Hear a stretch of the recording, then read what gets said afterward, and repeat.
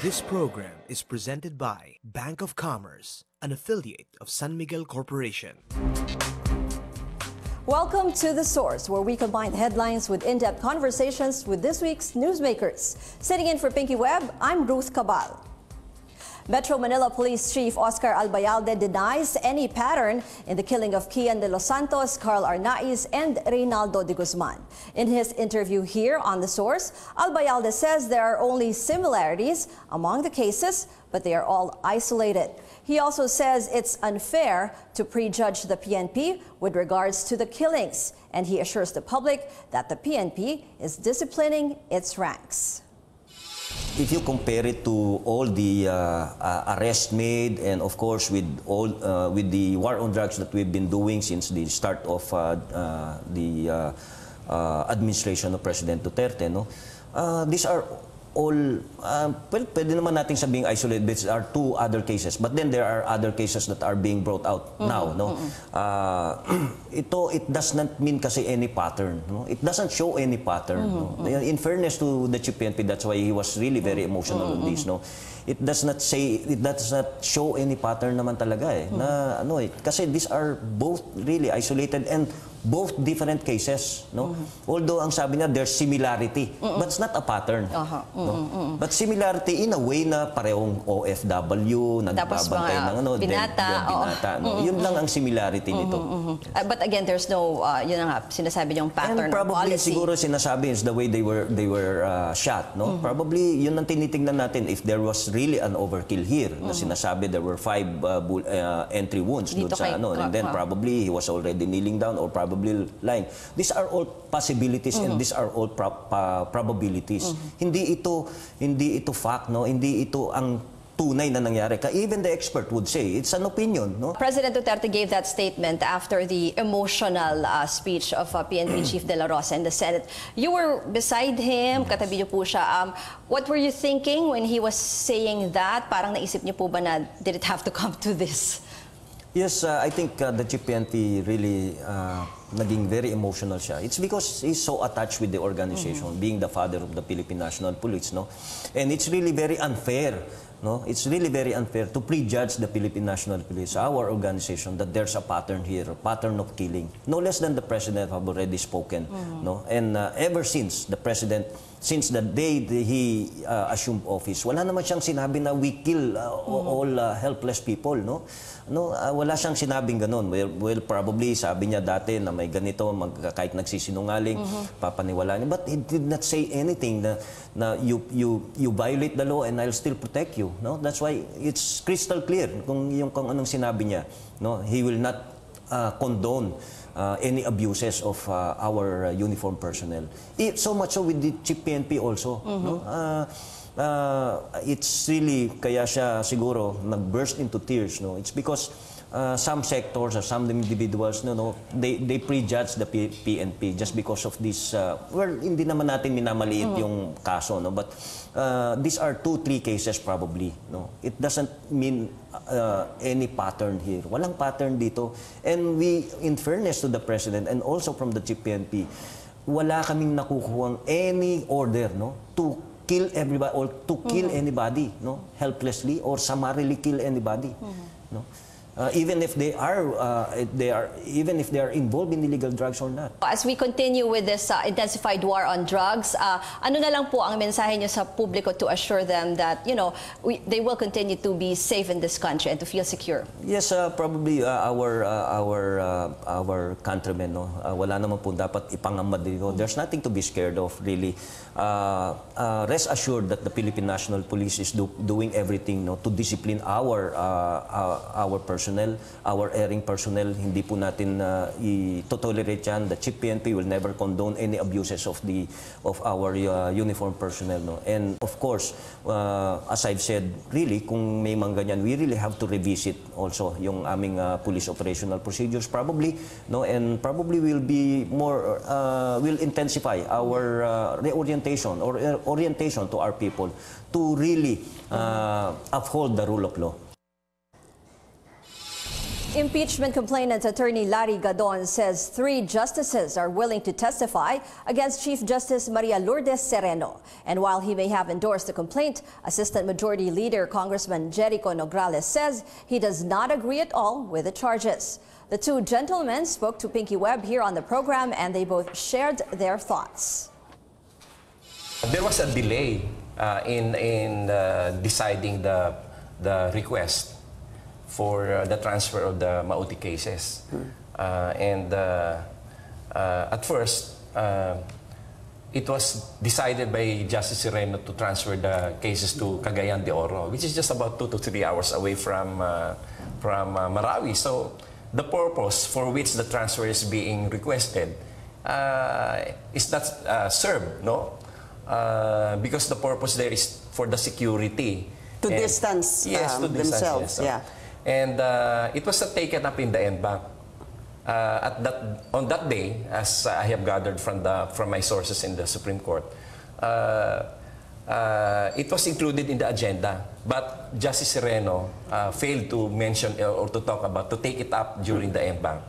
And during lunchtime, he discussed it to the immediate justices on her side. Dalawa yun, dalawa, oh. And then sinabi lang niya na, okay, kaya kung sa ano, i-transfer na lang natin sa Cagayan. Of course, they're having lunch, very informal yung conversation. Hindi naman siguro alam din nung masyado nila yung issues dun sa petition or sa request. Siguro yung dalawa umuo, yun, ginawa na niya, Cagayan de Oro. Okay. You're going to have to help us here. What is wrong with that? If we're talking about number 1, Attorney Gadon is saying a delay, and then there was this informal talk between allegedly between the Chief Justice and 2 associate justices of the Supreme Court, sir. Well, it has to go through an en banc. That is the allegation given by Attorney Gadon. And to be honest, no, I have to be very clear here, Pingsa. There are 28 different counts that Attorney Gadon has pushed forward here in his impeachment complaint. I am the 23rd member of Congress to sign the impeachment complaint, but I have to make this very clear. Not every charge that Attorney Gadon put forth, I agree with. This is one thing that, I'm sorry, Attorney, I don't agree with this one. So let's put this on record. You don't have to agree on all the charges, right? Yes, you can just agree on even one. He has 28 charges, which means if this is a numbers game, and it is, all you need is one signature for one count. All right. You were saying that you have 2 witnesses, possibly, sir, from the Supreme Court, who will testify against the Chief Justice. Yes. Who are they, sir? I cannot just divulge their names right now. Okay. But one is a woman. The first 2 are gentlemen. The first 2 are gentlemen, sir. And possibly the third is a woman. So I bring that up because it's been it's been written about that there's this clash between. So I will name it Associate Justice De Castro and the Chief Justice. So the first 2 doesn't even involve Associate Justice Teresita De Castro just yet, sir. Sabi mo 2 male. Oo, 2 males. And, so posible pang third yung female. Posible third. Si Justice De Castro, sabihin ko na. Opo. I hope, Attorney, when you get to the committee, you will be more specific. Yes, of course. No? Hindi pwede ganyan sa Congress. Yes, of course. Sa akin la ata. And no, he's not mentioned it eh. Well, no, there has to be a proper forum. And the proper forum really will have to be in the Committee on Justice. Okay. Congressman, tell us the procedure. What happens now? Because let's remember, there was a previous impeachment complaint filed against the Chief Justice by the VACC that was not endorsed. It was Attorney Larry Gadon's impeachment that was endorsed by, I stand corrected, 28 congressmen. 25. 25? Akala ko 28 na, sir. 25 as of Wednesday. I don't know if there were any more who signed over the weekend. Sir, so what's actually, there were 42 who were willing to sign that day. It's just that I came late. And they went home, and 25 remained. So sila lang yung ano. Sir, procedure, ano pong asahan natin? Well, right now, what we have is a verified and endorsed complaint. Within 10 days, Congress must take it up on the plenary to have it endorsed or assigned to the Committee on Justice. Ifugao Representative Teddy Bagilat Jr. says the minority bloc has yet to have a collective stand on the complaint against Sereno. Speaking to Pinky Webb, Bagilat says he is not against impeachment, but he fears the motive behind the complaints. He says the endorsements by some congressmen may have the imprint of the House leadership. For me, this has the imprint of the leadership because yung sa VAC complaint nga no? It was there, it hasn't been endorsed yet, and then suddenly it has signatures. And what we hear is that we get news that administration salons have been asked to sign on to this complaint. So You mean the VACC complaint? yes, the VACC complaint. So who asked them to sign this if you were saying it has, did you say imprint of the speaker? Probably. No. So- But I don't want to speculate now. No? But normally, an impeachment complaint, based on my experience as a 7-year congressman, you need the political blessings of the leadership in order to endorse it. No? Kaya ngayon, there's another impeachment complaint which is still in the drawer, the vice president's impeachment complaint. No one has endorsed it yet. Yung kay Vice President Lenny Robredo, no one has endorsed it rather. And there's another one, sir. Hindi ba kay Ombudsman Yeah. Even sa Ombudsman, yeah. Carpio Morales? So there are impeachment complaints not yet endorsed, aside from this, sir, kay Vice President at kay Ombudsman. Yeah. Sir, puro babae. So we have 4. Well, si Chair Bautista. Yeah, well, yeah. Ano ho ba mauuna? Because obviously yung kay Vice President at yung kay Ombudsman have not been endorsed. So we only have the endorsement of Chairman Andy Bautista and of course the Chief Justice. Sir, is it normal procedure ho ba na mauuna yung kay Chairman Andy dahil? Probably, yeah. But it also depends on the chairperson of the Committee on Justice. No? Congressman Ray Umali. Ray Umali, no? If he feels na mas importante yung kay Chief Justice muna, ganyan. But because nauna ngang na-endorse yung kay Chair Bautista, yun muna siguro yung unang pakikinggan. No? And this jives with the observation that in this Congress, the budget deliberations will be done quickly this week.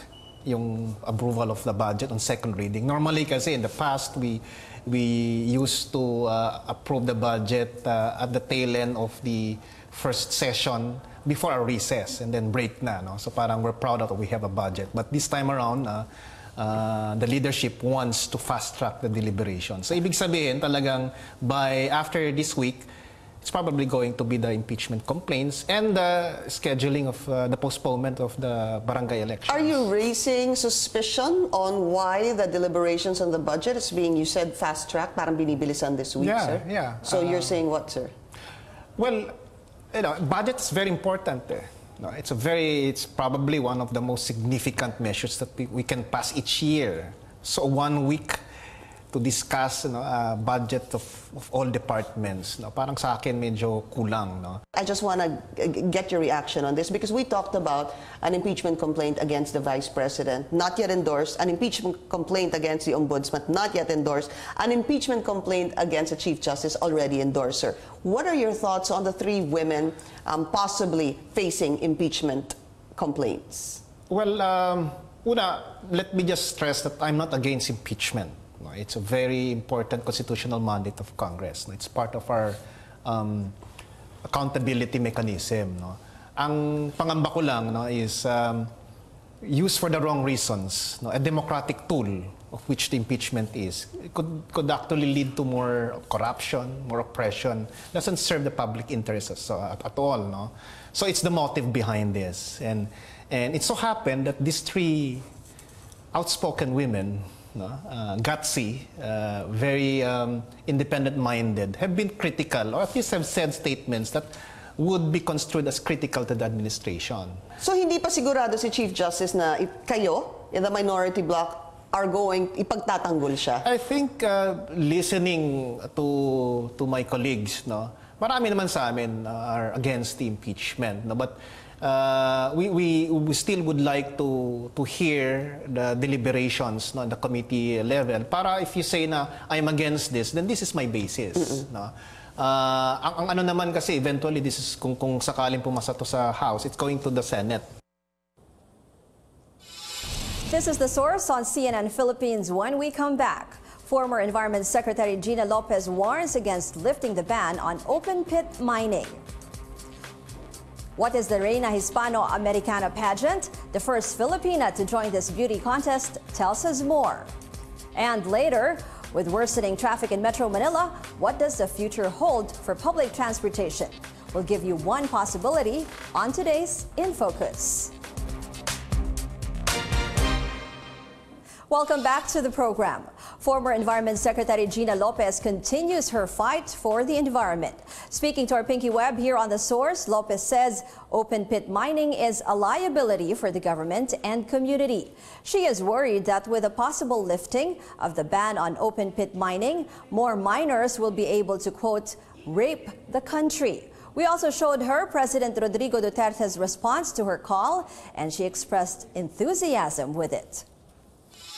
Okay. I'm not here talking about all the mining. The mining I am talking, like I'm not talking here about nickel, you know, because nickel doesn't always hit a water table. I'm talking here about gold, copper, silver, mercury, because here you use explosives, because the minerals of this nature are found really deep.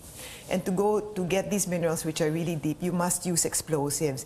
In this country, not in all countries, in this country, when you use explosives, invariably you hit a water table, invariably. And so and then here in this country, all the open pits are done near rivers and streams, because when you hit a water table, you want to get the water out and throw it to the rivers and streams so that you can get the minerals. That water table should be for our communities. It's our backup, you know. And so what happens, they get this water for free, and then they throw it away. They get what they want there, for they used to clean the minerals, and then they throw it away. It's water wasted. You know, that's underground water, which you know, we're going to have a severe water shortage in 2030. Yeah. And then what's going to happen? Okay, yeah. But so that's open. I was doing a little research on this, and what I understood was open pit mining is actually done because there are minerals that which are on the shallow, deep depth. That's why that is open pit mining is allowed. But now you're saying that they're so deep that you need to use gold, nickel. Silver. That's why you use explosives. You know, gold, copper, silver. Yeah, and then you hit a water table. And the thing here, Pinky, is the most scary thing about that is that these pits will be there forever. And the mining companies haven't been able to address it. They'll say, they'll do an oversight committee, they'll do this and this. Hello, these pits will be there forever. Can you please answer this? Yeah, that was one of the issues you raised there, that these mining pits are going to be there forever. And they will be a financial liability to government forever, because when they stop the mining, which they've done, I've shown you the pictures of many areas in the country where they've abandoned the mines, when you're no longer getting the minerals and the water gushes in. Right. And so that pit becomes a lake, you know, a pit. And if you don't detox it every day, it gets overly acidic.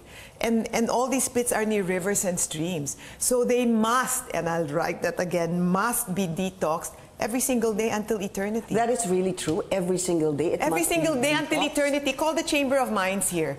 If you don't detox that pit, it won't get acidic. It will get acidic.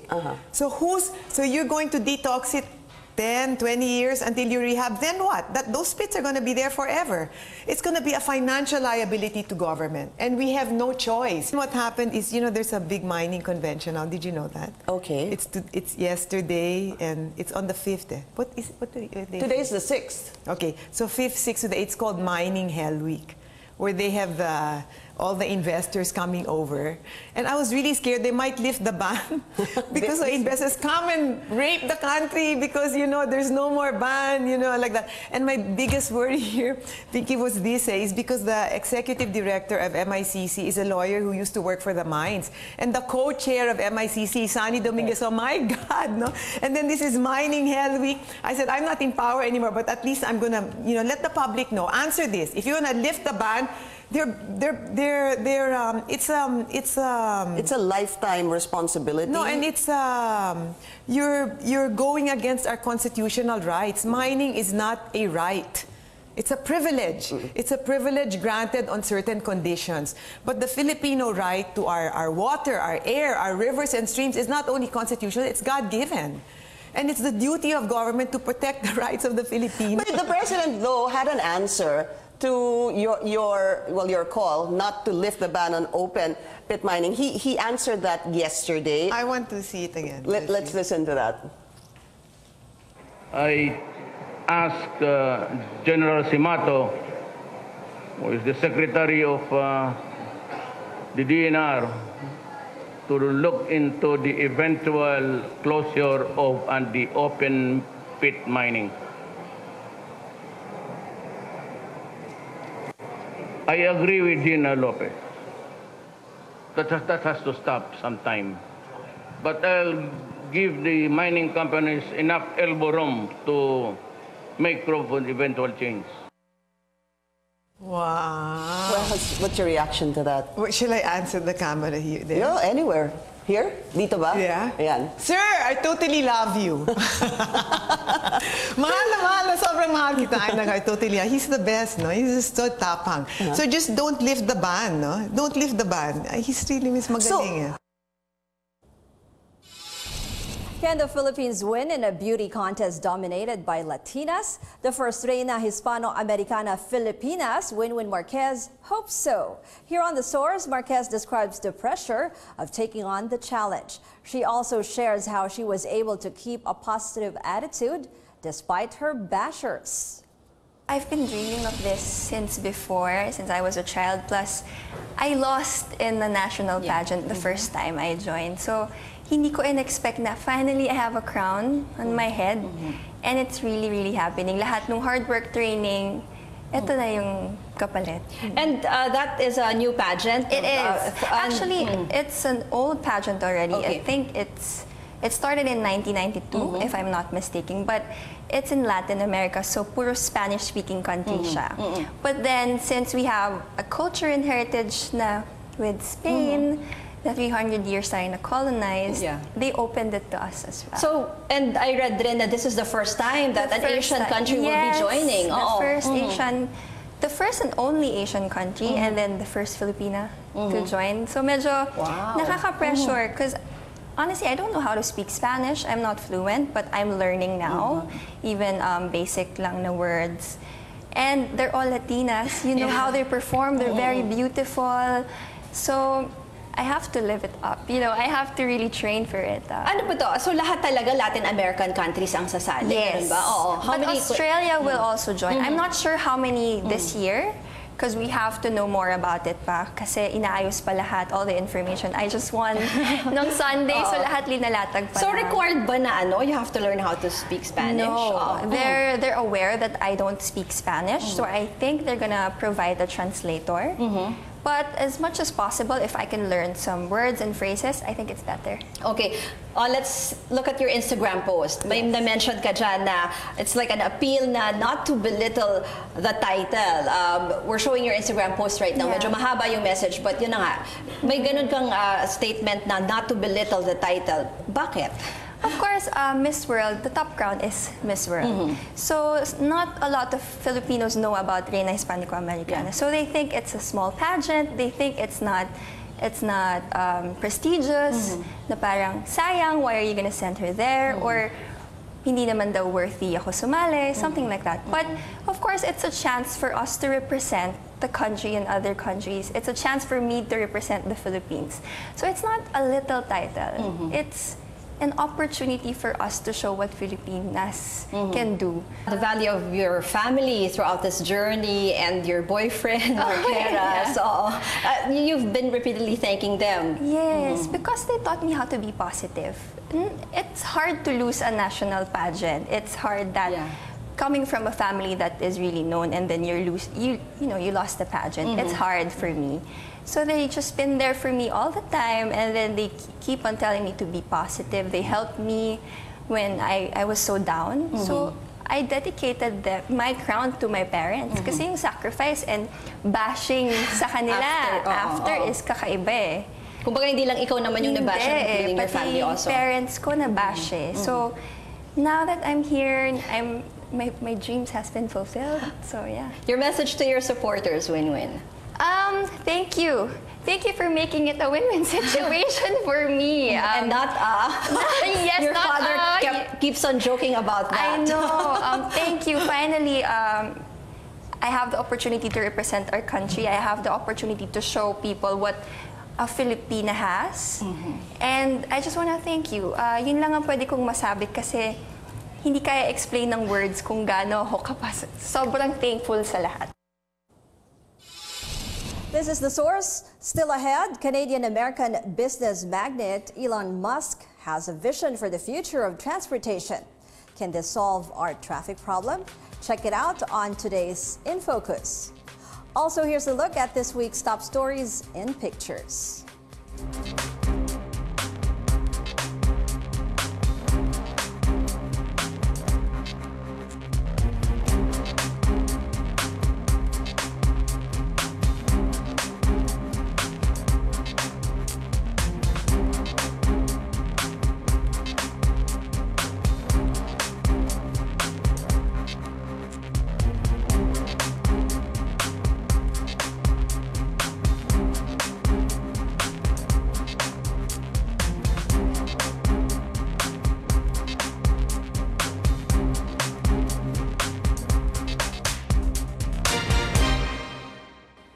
Time now for today's In Focus here on The Source. With worsening traffic in Metro Manila, one can't help but wonder what the future holds for commuters. Well, here's something to give you a little hope. Watch this.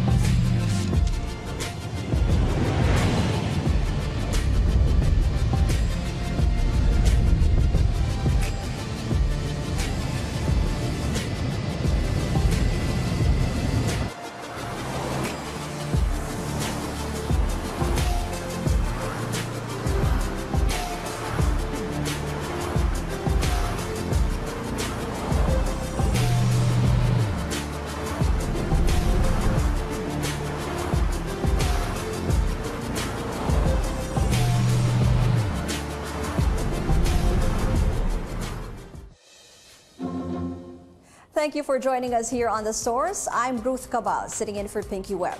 You're watching CNN Philippines.